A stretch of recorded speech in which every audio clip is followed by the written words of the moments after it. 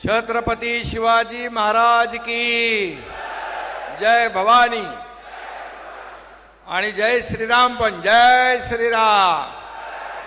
भारत माता की। आदरणीय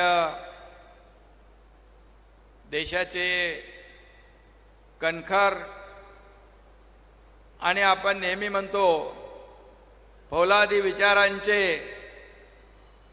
गृहमंत्री आणि सहकार मंत्री अमित शाह साहेब, राज्याचे लोकप्रिय मुख्यमंत्री देवेंद्र फडणवीस जी, आमचे उपमुख्यमंत्री अजितदादा पवार, केंद्रीय राज्यमंत्री मुरलीधर मोहोळ जी, जलसंपदा आणि पालकमंत्री राधाकृष्ण विखे पाटील जी, गिरीश महाजन जी, आमदार आशुतोष काळे, आपल्या माजी आमदार स्नेहलता कोले ताई, बिपिनदादा कोले आणि युवा नेतृत्व विवेक कोले,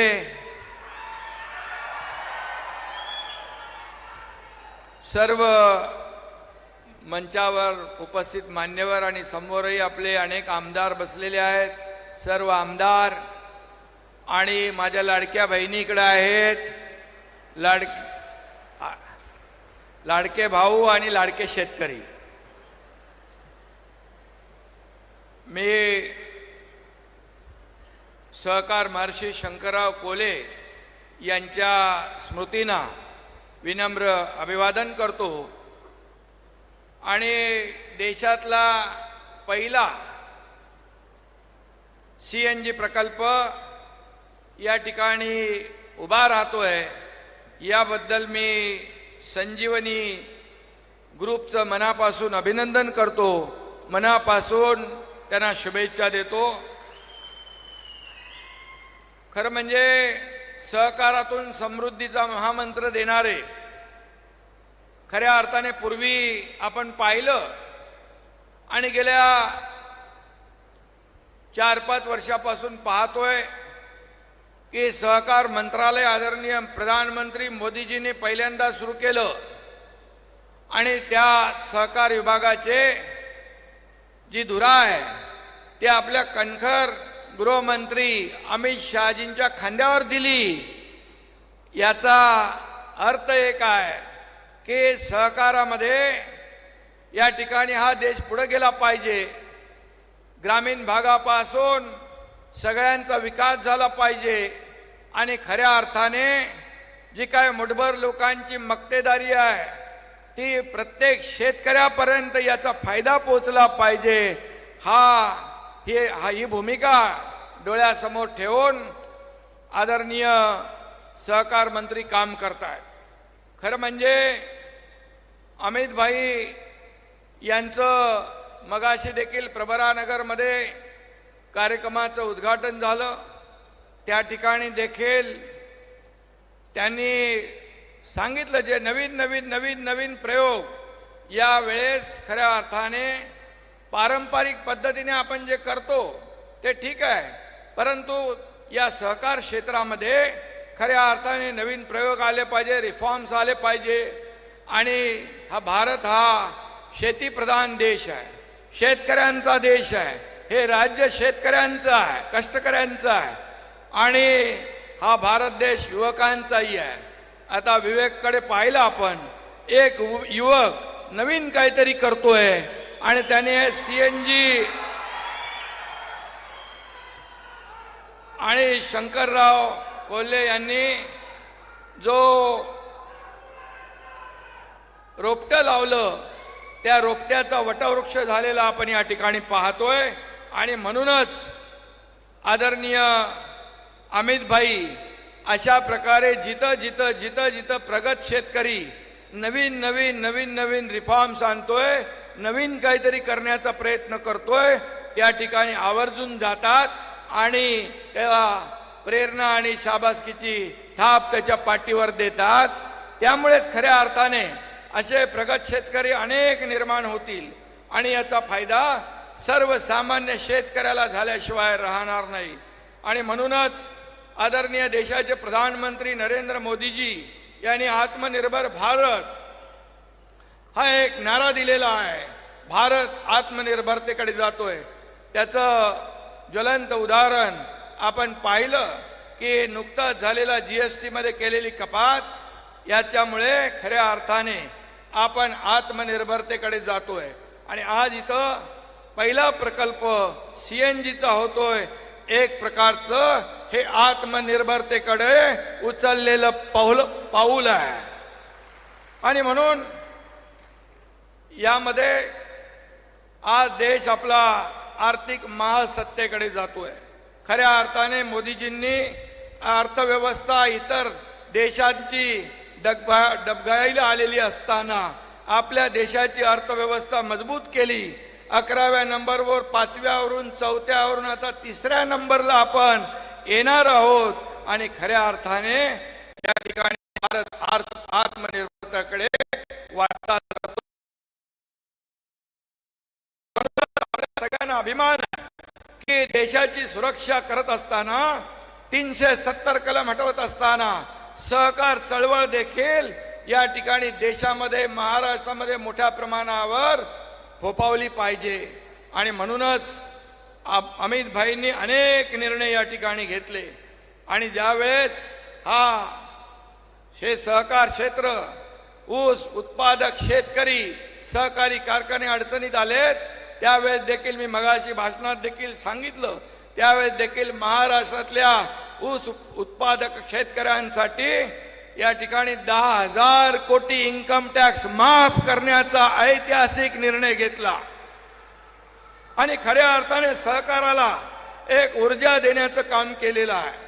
सहकार चळवळ ही देशामध्ये जी काही ज्या पद्धतीने यापूर्वी आपण पाहत होतो, परंतु मग पॅक्स असतील, या ठिकाणी सहकारी तत्वावरचे उद्योग असतील, आपल्या महिलांचे उद्योग असतील, यांना बळकटी देणं, मजबूत करणं, याचा संकल्प आदरणीय अमित भाईंनी घेतलेला आहे. आणि म्हणून अशा प्रकारच्या प्रकल्पांमुळे ग्रामीण भागामध्ये ऊर्जा क्रांती घडल्याशिवाय राहणार नाही. आणि म्हणूनच अशा प्रकारचे जे प्रकल्प आहेत, हे प्रकल्प सुरू झाले पाहिजे. दुसऱ्या इतर लोकांनी ते आत्मसात केले पाहिजे. आणि यामध्ये सहकार क्षेत्रामध्ये फक्त कृषी विभागावर मर्यादित न राहता या ठिकाणी शिक्षण, उद्योग, बँकिंग या सर्व क्षेत्रामध्ये देखील आपण पुढे जातोय.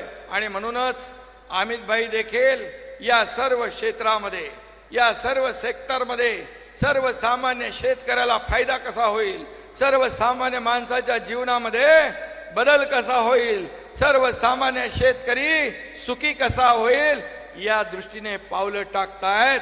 आणि म्हणूनच मी आपल्या सगळ्यांच्या वतीने त्यांचं मनापासून अभिनंदन करतो, त्यांना मनापासून धन्यवाद देतो की अशा प्रकारचा एकीकडे पाकिस्तानला चोख उत्तर देणारे, 370 कलम हटवणारे, मगाशी कोणी म्हणालं, दादा म्हणाले राम मंदिर बांधणारे, या ठिकाणी मोदीजींच्या नेतृत्वाखाली या देशाला सुरक्षित करणारे सहकार चळवळीत देखील आपण मागे राहता कामा नये, यासाठी महाराष्ट्राला वेळोवेळी ते मदत करतायत.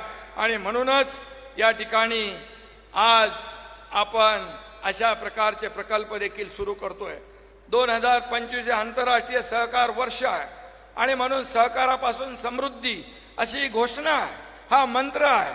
आणि म्हणूनच आज देशामध्ये पेट्रोलजन्य पदार्थांचा वापर मोठ्या प्रमाणावर होतो. त्यामुळे आपलं अर्थकारण बिघडले, पर्यावरण बिघडतंय.